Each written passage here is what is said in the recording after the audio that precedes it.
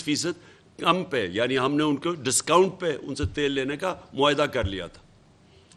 تو انہوں نے امریکن پریشر پہ اور پھر انہوں نے آئی ایم ایف پہ پریشر ڈالا، قیمتیں انہوں نے اس کی وجہ سے بڑھا دی. یہاں آئی ایم ایف نے پریشر ڈالا کہ آپ قیمتیں بڑھائیں پیٹرول اور ڈیزل کی، اور پھر جدھر سے ہمیں سستا تیل مل سکتا تھا وہ امریکنوں کے خوف سے، اپنے آقاؤں کے خوف سے انہوں نے وہ تیل نہیں لیا جو ہندوستان نے لیا، جبکہ ہندوستان ایک اسٹریٹجک ایلائی ہے امریکہ کا.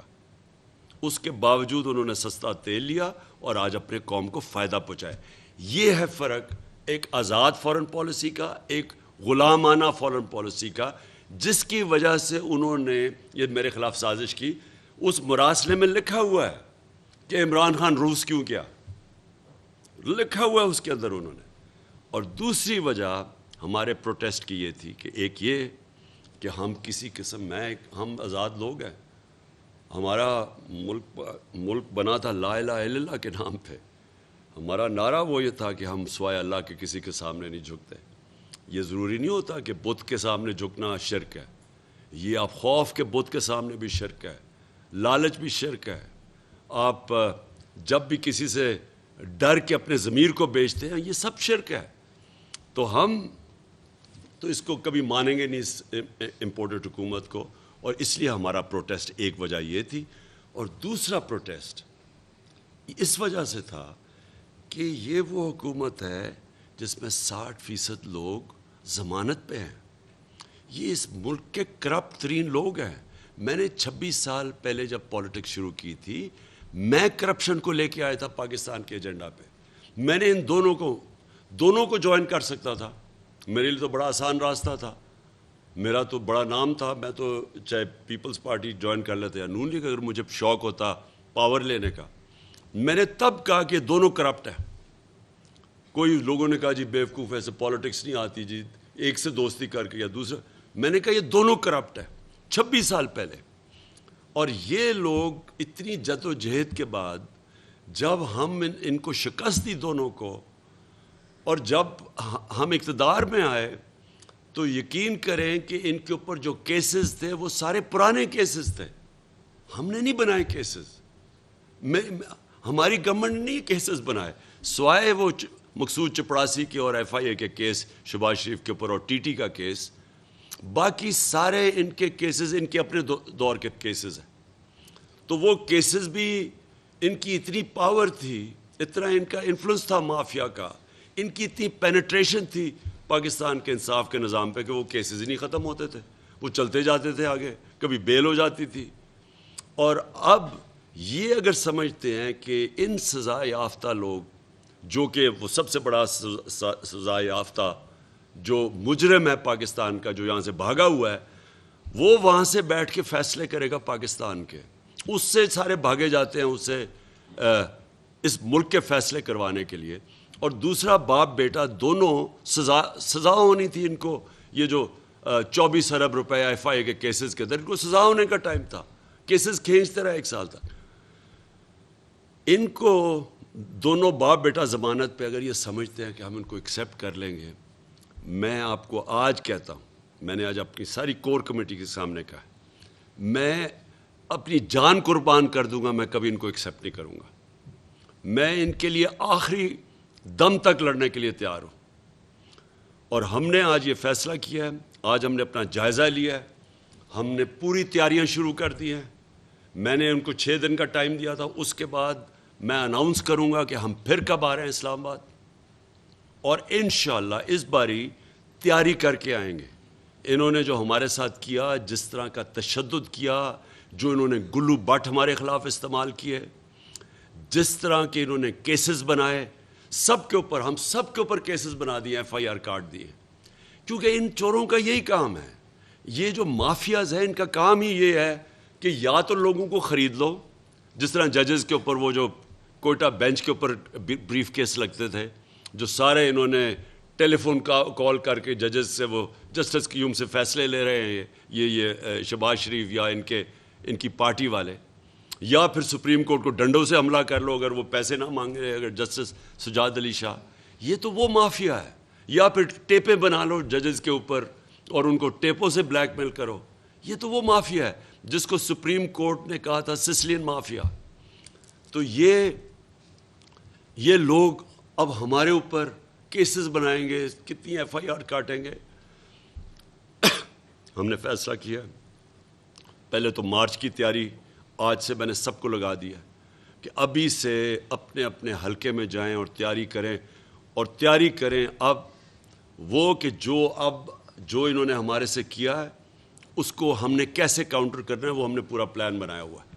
دوسری چیز, سپریم کورٹ میں ہم جائیں گے پٹیشن لے کے, اور سپریم کورٹ سے آج ہم پوچھیں گے, ہم انشاءاللہ منڈے کو لے کے جا رہے ہیں پٹیشن, کہ کیا اس ملک کے اندر ایک پرامن احتجاج, اور احتجاج بھی ان چوروں کے خلاف پرامن احتجاج, کیا یہ اس ملک میں ایک ڈیموکریٹک پارٹی کا حق ہے یا نہیں ہے؟ ہمیں واضح طور پہ بتا دیں کہ کیا یہ پکڑ دھکڑ ہونی ہے اگر ہم اگلے پرامن احتجاج کریں گے یا نہیں ہونی. ہمیں یہ واضح طور پہ بتا دیں سپریم کورٹ کہ یہ ہمیں ساری جگہ سڑکیں بند کریں گے, کنٹینر لگائیں گے, ملک کو تنگ کریں گے, سب کو بند کریں گے. 20 لاکھ لوگ لندن میں عراق وار کے خلاف نکلے, ایک کنٹینر نہیں لگا, ایک کچھ نہیں کو, کسی نے کسی کو نہیں پکڑا, کسی نے رات کے اندھیروں میں چھلانگیں نہیں ماری ان کے گھروں کے اندر اور ان کی عورتوں کو تنگ کیا. میں آج ڈاکٹر یاسمین کو بٹھایا ہوا ہے. ڈاکٹر یاسمین 70 سال سے اوپر ہے. ان سے جو سارے ان کی ویڈیو چل رہی ہے کہ جو انہوں نے کیا ہے ہمارے ساتھ, کہ ہم جس طرح کوئی ملک دشمن تھے, ہم پتہ نہیں کوئی اسلام آباد میں کوئی انتشار پھیلانے آ رہے تھے. ہم نے 126 دن کا دھرنا کیا ہوا ہے اسلام آباد میں ڈی چوک میں. بتایا ہم نے کیا کوئی توڑ پھوڑ کی, کوئی کسی کو کچھ کیا. وہ بھی جو انہوں نے کیس بنایا وہ پی ٹی وی کا, میں چیلنج کرتا ہوں وہ فراڈ تھا. میں چیلنج کرتا ہوں, مجھے بتائیں وہاں سی سی ٹی کیمرہ لگے ہوئے, وہ ہمارے نہیں تھے. ابھی ہمیں انفارمیشن ہے انہوں نے کئی درختوں کو آگ لگا دی. وہ صاف نظر آ رہا ہے کہ وہ ہمارے لوگ ہی نہیں تھے. وہ ایک جگہ پولیس والے کر رہے تھے, ایک جگہ نون لیگ والے لوگ کر رہے تھے ہمارے اوپر ڈالنے کے لیے, کیونکہ یہ مافیا ہے. ہمارا ہمیشہ پرامن احتجاج رہا ہے.